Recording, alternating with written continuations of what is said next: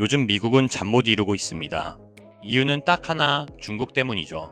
그런데 이 난리통에 혼자 싱글벙글 웃을 준비를 하고 있는 나라가 있습니다. 네, 바로 우리 얘기입니다. 미국은 지난 80년간 세계의 보스였습니다. 누가 도전하면 깔끔하게 정리했죠. 소련은 군비 경쟁으로 파산시켰고, 이라크는 뭐 다들 아시죠? 그리고 일본 1985년 플라자 합의 하나로 30년 불황에 빠뜨렸습니다. 칼 한 번 휘두르면 끝나는 게임이었어요. 그런데 지금 상대는 차원이 다릅니다.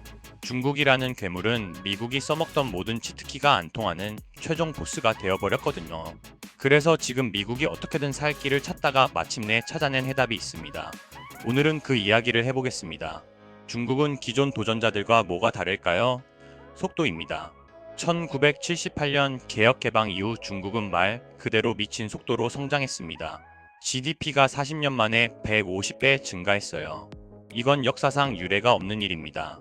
경제 규모가 미국의 70%까지 따라잡았고 제조업 생산량은 이미 미국을 추월했죠. 그런데 여기서 재미있는 게 뭐냐면요. 전 세계에서 이런 말도 안 되는 초고속 성장을 이룬 나라가 딱 두 나라밖에 없습니다. 12억 인구의 중국, 그리고 3천만 인구로 똑같이 해낸 우리나라. 이게 얼마나 대단한 건지 아시겠죠? 중국은 인구빨이라도 받았는데 우리는 그냥 실력으로만 해낸 겁니다. 중국이 이렇게 커져버리니까 미국 입장에서는 골치가 아픕니다. 소련처럼 군비 경쟁으로 망하게 만들자니 얘네는 돈이 너무 많아요. 이라크처럼 군사적으로 밀어붙이자니 핵무기 보유국이라 함부로 건드릴 수도 없죠. 일본처럼 경제 제재를 가하자니 중국은 이미 세계 공장이 되어서 오히려 미국 경제가 타격을 입습니다. 그래서 트럼프 일기 때 찾아낸 답이 뭐였냐면 딱 두 가지였습니다.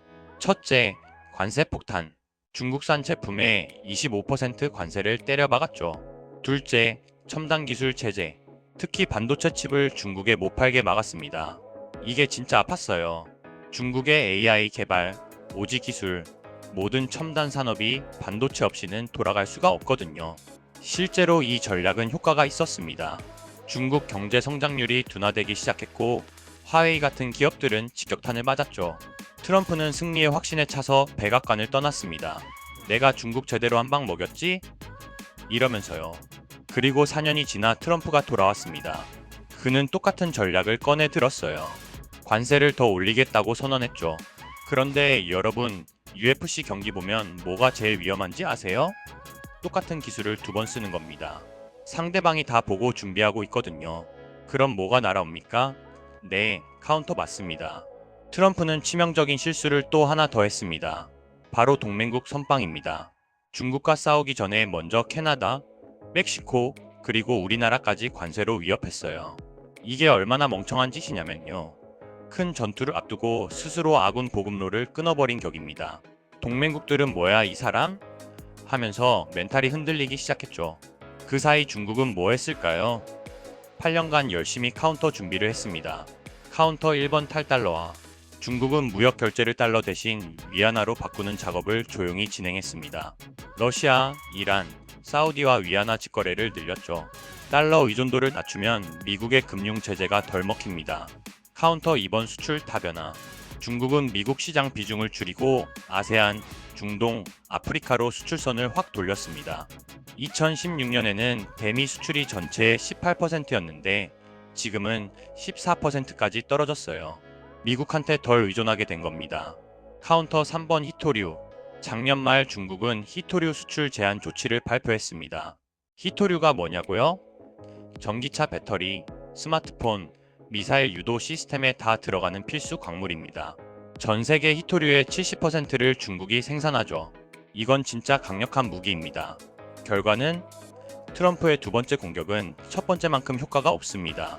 오히려 미국 내 물가만 오르고 동맹국들은 삐져 있고 중국은 여유롭게 미소 짓고 있는 상황이 되어버렸어요. 지금 트럼프는 궁지에 몰렸습니다. 중국은 예상보다 훨씬 단단하고 동맹국들은 믿을 수 없고 미국 국민들은 물가 인상에 불만이 가득하죠. 자, 그럼 이제 트럼프는 어떻게 해야 할까요? 여기서 등장하는 게 바로 우리입니다. 미국에게 지금 필요한 건 단순한 동맹이 아니라 중국을 실질적으로 견제할 수 있는 전략적 게임 체인저거든요. 그리고 그 역할을 할 수 있는 나라는 전 세계에서 딱 하나밖에 없습니다. 중국은 세계의 공장입니다. 그런데 문제는 미국이 중국 제품 안 쓰고 싶어도 대체할 곳이 없다는 거예요. 베트남, 인도, 물론 저임금 제조는 가능합니다. 하지만 첨단 제품은요? 불가능합니다. 그런데 한국은 다릅니다. 반도체, 배터리, 디스플레이, 선박, 석유화학, 자동차. 중국이 만드는 거의 모든 고부가가치 제품을 우리도 만들 수 있어요. 아니, 더 정확히 말하면 더 좋은 품질로 만들 수 있습니다. 삼성과 SK하이닉스는 세계 메모리 반도체 시장의 70%를 장악하고 있고, LG에너지솔루션과 삼성 SDI는 전기차 배터리 시장을 리드하죠.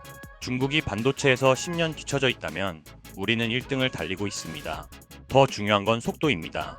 우리는 이미 생산 라인이 돌아가고 있고 기술력도 검증됐어요. 미국이 내일부터 중국 대신 한국 제품 쓸게라고 하면 당장 가능합니다. 이런 나라가 또 어디 있습니까? 미국은 지금 심각한 고민이 하나 더 있습니다. 바로 해군력입니다. 중국 해군은 지난 10년간 미친 듯이 성장했어요. 군함 숫자로는 이미 미국을 추월했습니다. 미국 해군은 약 290척, 중국 해군은 370척이 넘죠. 물론 질적으로는 미국이 우위지만 숫자 차이가 계속 벌어지면 결국 문제가 됩니다. 그럼 미국은 어떻게 해야 할까요? 군함을 더 만들어야죠. 문제는 미국 조선소가 다 망해버렸다는 겁니다. 지난 40년간 제조업을 해외로 다 빼버린 결과예요. 반면 한국은 어떻습니까? 세계 1위 조선 강국입니다.